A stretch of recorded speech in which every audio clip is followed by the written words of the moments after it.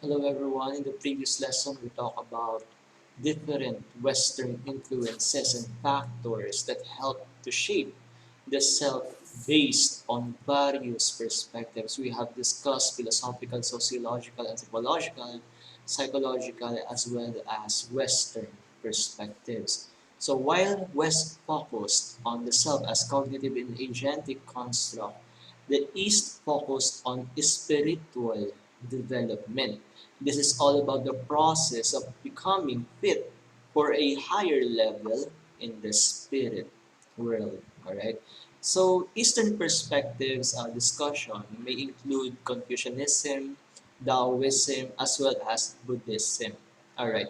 So we have learned that Eastern perspective is more of content plausibility, middle way, holistic approach, context relation, cycles, as well as verbal expressions, limits holistic cognition, and importance of the spiritual aspect of a person. Now, let's discuss Confucius. Confucius is also known as Kangzi of China, and he is focusing on humanism as the central approach of his theory or his spiritual discussion of the self focus on achieving the harmonious social life. Now, he discussed that self cultivation is the main purpose of life, where you repress all of your personal wants and needs for the benefit of many others. All right. So Confucius suggests that hierarchical society is important in order to establish order and balance. All right. So benevolent as well as good rulers by virtue and moral, and not by applying punishment is more effective. Okay, one must abide by the ethical code of conduct in the society that he or she is in to achieve inner moral and physical harmony. So Confucius is more focused on proper conduct or the behavior that we have, and of course the respect for elders, education, and government service as well. So Confucius has thought that all life revolved around the relationships such as father to son, husband and wife, elder brother to younger brother, and friend to friend. And he suggested that all relationships people should be loyal, courteous, honest, faithful, obedient to authority. Okay? So he also suggested that he did not teach people about religion. So instead, he taught people how to be good citizens. So Confucius also thought that it was more important for people to live in harmony with each other. So the most important duty was to respect the parents that we have. And he also suggested that honesty, hard work, and concern for others should almost always be in considered aspect of virtue or values we are doing in our lives. Now, the five main Confucian virtues, as you can see right here, includes humaneness or what we call the Ren. So it is about compassion and benevolence. And we also have righteousness or what we call Yi. So that means justice and morally right. We also have ritual propriety or the Li. So it aims to have the proper customs in social rituals and expectations as well. So you are likely to provide a proper behavior when we say about Li. Okay. So we also have Z or what we call the knowledge. So it is understanding and familiarity with truths, facts, and principles as well.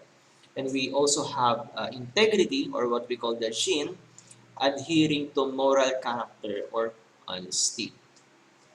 Okay. So Confucianism is a philosophy, not a religion. So it is more focused on ethical guidelines as well as proper behavior for individual and government as well. So he believed that people should conduct their lives by two basic principles. We have the ren, or what we call the humaneness or concern for others, as well as li, or appropriate behavior, okay, or the ritual propriety. So he believes society would function better if everyone followed these principles. Okay. So next one we have Lao Tzu. So Lao Tzu is he suggested that self is part of the universe. So in order to live a happy and peaceful life, he suggested that one or an individual must openly adopt and embrace the will of the eternal force that binds us all, rather than resist the changes that naturally come in our lives. So Taoism, as he suggested, it is the way of the universe. It is the main text explains that Lao Tzu's teachings is called the Tao Te Ching. So this is the book of the way. The basic idea of Tao Te Ching is that to be happy, people should seek a state of harmony and calm called Wu Wei, sort like going with the flow. Okay? So one must live in pursuit of harmony within the self, with others, and in full trust of the dynamic Tao, or the universe, or the way of universe, or what we call the Tao. So man, as he suggested, it is made of rules and regulations which might hinder us living in the way of the Tao. One can act spontaneously according to him if he is truly in harmony with others, with no need for limiting rules and regulations. Okay, so Taoism is likely symbolized with yin and yang. So it means that life is supposed to be lived in balance. Okay? So yin and yang may suggest that yin is a structure wherein yang is a function, or yin is about the night and yang could be about day. Or we could suggest that yin is about calmness and yang is being expressive, or yin is about death and yang is about birth. So this is how yin and yang works, or the balance between the two forces. Now, Lao Tzu teaches the necessity of a person's having a sense of nature, understanding his or her part in it and adapting to it. So accept the natural order and live in harmony with it. So this is what we call the Taoism. Okay, human instincts are good. It is learning and custom that have taught them to be bad. Okay, so once people get rid themselves of the unnatural laws and customs, they find Tao, or the way of the universe. Okay, so there are teachings according to Lao Tzu that we may abide. So we have people should live in harmony with nature, so balance between both universe and humanity. And we also have people should lead simple, plain, and quiet lives. So this is a rejection of material possessions and the luxury.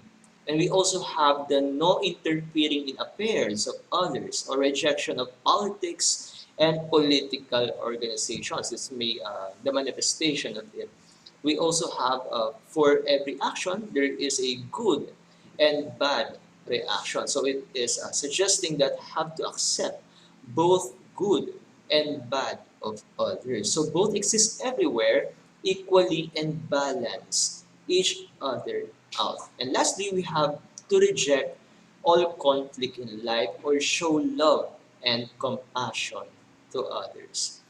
And lastly, we have Siddhartha Gautama, or Gautama Buddha. Okay. So according to Buddhist tradition, Siddhartha was born to a royal Aryan family in what is now called Nepal. So his father sought to shelter him from the real world of pain, suffering, and death, so as to ensure that his son, Siddhartha, would succeed him as a great warrior prince. Alright? So Siddhartha's discovery of suffering convinced him to pursue an answer that would help others escape the endless cycle of reincarnation. So his personal spiritual journey resulted in achieving the enlightenment, which is why he called the Buddha or the enlightened one. All right? So Siddhartha Gautama has this self. He suggested that self is an illusion born out of ignorance. It brings us all our suffering. Okay? So to end suffering according to Buddhism, and achieve a place called the nirvana or the perfect peace and happiness, one must forget about the self and follow the Four Noble Truths. So the Four Noble Truths include the life is suffering. You have to recognize that suffering is inevitable. So this is a natural occurrence in our lives. And we also have to know what is the cause of our suffering. It is by knowing what are our desires, okay? And also we have to know about the suffering's cessation and how we can control this suffering and follow the eightfold path, okay? Okay. So again, life is suffering and life is temporary and nothing lasts forever according to Buddha. Okay? And the cause of suffering is selfishness and selfish desire and the desire for the benefit or the one's benefit only and rather than the whole. Okay? So non-attachment to anything makes us free to suffering according to Siddhartha. And the eightfold path includes the following. Okay, so it has the right views, right thoughts, right speech, action, livelihood, the right effort, the right mindfulness, and the right concentration. When we say right views, it is knowing and understanding the Four Noble Truths. And when we say that right thoughts, it is about caring for others and being unselfish. And when we say about telling the truth or the right speech, it is speaking kindly and wisely. And of course, the right action means not to harm others or steal or cheat. And the next one, we have the right livelihood. It is working to the best of your ability and being in a job that does not harm others. Okay? And the next one, we have the right effort. When we say right effort, it is working hard to keep to the eightfold path. And lastly, and the next two, we have right mindfulness. When we say right mindfulness, it's about being aware of the effects of thoughts and actions and the right concentration. It suggests that peaceful state of mind gained from following the path. Okay?